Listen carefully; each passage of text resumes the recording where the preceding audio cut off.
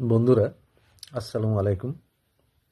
আজকে ঘরোয়া উপায়ে সর্দি কাশি এবং সর্দিজনিত যে সমস্ত রোগগুলো হয় আমাদের, সেই রোগগুলো কিভাবে নিরাময় করা যায় বা কিভাবে সেই আক্রান্ত সময়ে আরামে থাকা যায় সেই কিছু কথা বলবো।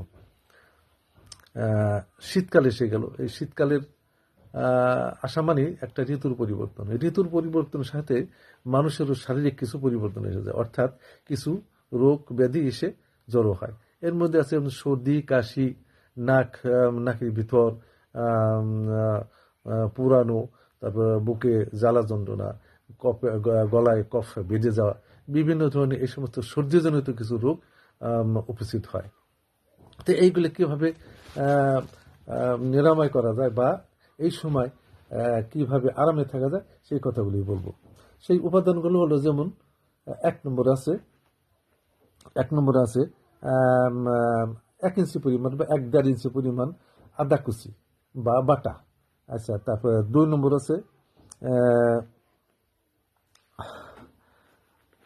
আধা চামচ হলুদের গুঁড়া। 3 নম্বরে আছে হলো 1 থেকে 1.5 চামচ দারচিনি গুঁড়া। এই তিনটা 2 কাপ জলে মিশিয়ে আহ, এক 1.5 থেকে 2 মিনিট জাল দিলে পরে 1 কাপ হয়ে যাবে। 2 কাপ জল 1 কাপ হয়ে যাবে, মিশিয়ে দিবেন। এরপর ঠান্ডা হলে এর মধ্যে আম, পরিমাণ মতো 2 চামচ মতো বা 2-3 চামচের মতো মধু, তারপর 2-3টে লবঙ্গ ছেঁচা, 1 চিমটি গোলমরিচের গুঁড়া, এরা মিশিয়ে ভালো করে মিশিয়ে সেকে নিয়ে প্রতিদিন এইভাবে সকাল বিকাল আমরা 1 কাপ করে তৈরি করে খাবো।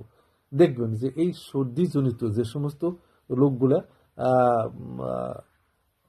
উপস্থিত হয় সেইগুলো আস্তে আস্তে আস্তে আস্তে নিরাময়ের দিকে যাচ্ছে এবং আরাম বোধ করতেছে। এই শীতের সময় অ্যাজমা রোগী যারা, তাদের তো সমস্যা আরও বেশি। তারা এই শীতে আমি দেখেছি অনেক রোগী এই শীতকালেই অ্যাজমা রোগী মৃত্যু মুখে ঢলে পড়ে। আর এই সময় তাদের শরীর এমন অবস্থা থাকে যে এই বুঝি প্রাণ যায় যায় ভাব। তাই যারা অ্যাজমা রোগী এবং শিশুদের, তো শিশু ছাড়াও অ্যাজমা রোগী যারা আছেন, তারা এই ওষুধগুলি তৈরি করে খাবেন, দেখবেন কি আরাম বোধ করতেছেন। তা আমরা এছাড়া ছোটকালে আমাদের মায়েরা একটা এই সর্দি জ্বরে আক্রান্ত হলে বা সর্দি কাশি কফ জনিত এই যে বুকে কফ বেঁচে যাওয়া এই সমস্ত আক্রান্ত হলে মায়েরা 4-5টা বাসকের পাতা, তারপর 4-5টা তুলসী পাতা, আর মনে করেন এর সাথে 4টা লবঙ্গ, হ্যাঁ, এই সমস্ত দিয়ে, তারপর 4-5টা গোলমরিচ, এগুলো জাল দিয়া এক মানে 2 কাপ জাল দিয়ে আধা কাপ বানাইয়ে সেইকে আমাদেরকে খাওয়াই দিচ্ছে। আমরা দেখছি তাতে আমাদের সেই সর্দি কাশগুলো চলে গেছে। কিন্তু আজকাল তো ডিজিটাল যুগে আমরা ওই সমস্ত জিনিস বিশ্বাস করি না। আমরা বিশ্বাস করি অন্যান্য সমস্ত যা বর্তমানে যে ওষুধগুলো বেরিয়েছে এগুলো যা এর মধ্যে যেমন অ্যালোপ্যাথিক ওষুধ বেরিয়েছে, এগুলো খেলে কিছুটা পার্শ্ব প্রতিক্রিয়া থাকবেই। আর এইগুলো খেলে তো কোনো পার্শ্ব প্রতিক্রিয়া নাই। এই যে ভেষজ, এগুলো একবার খেয়ে দেখুন। আর আমরা এগুলো খেয়েছি, তাতে অসুখগুলো সেরে গেছে বা আরাম বোধ করছি।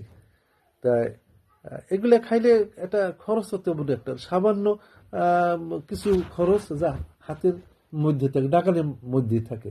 এটা আহামরি কিছু অন্য অত্যাধিক কিছু খরচ হয় না। সুতরাং আসলে আমরা চেষ্টা করেছি যারা নাকি এই শীতের মধ্যে এই আক্রান্ত হয়ে গেছি, ঠান্ডা জ্বরে আক্রান্ত হয়ে গেছি, বা বুকের ভিতরে কফ বেঁধে গেছে, নাকের ভিতরে সুরসুরানি পুরপুরানি, তারপর অ্যাজমা যাদের, তাদের তো বৃদ্ধি পাইছে এই শীতকালে, শীত হইলেই তাদের অ্যাজমা বৃদ্ধি পায়। সুতরাং আমরা আসেন, আমরা খাইয়ে দেখি যারা এগুলো আক্রান্ত হয়েছেন বা সামনে আক্রমণ হবেন,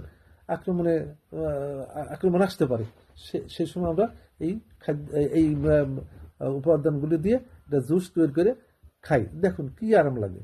সুতরাং আমরা আসেন চেষ্টা করি এবং স্বাস্থ্যকে সুস্থ রাখি। আজ আর নয়, যদি ভিডিওটি ভালো লাগে তাহলে একটা লাইক কমেন্ট এবং ফলো করে দিন। আলহামদুলিল্লাহ, আল্লাহ হাফেজ।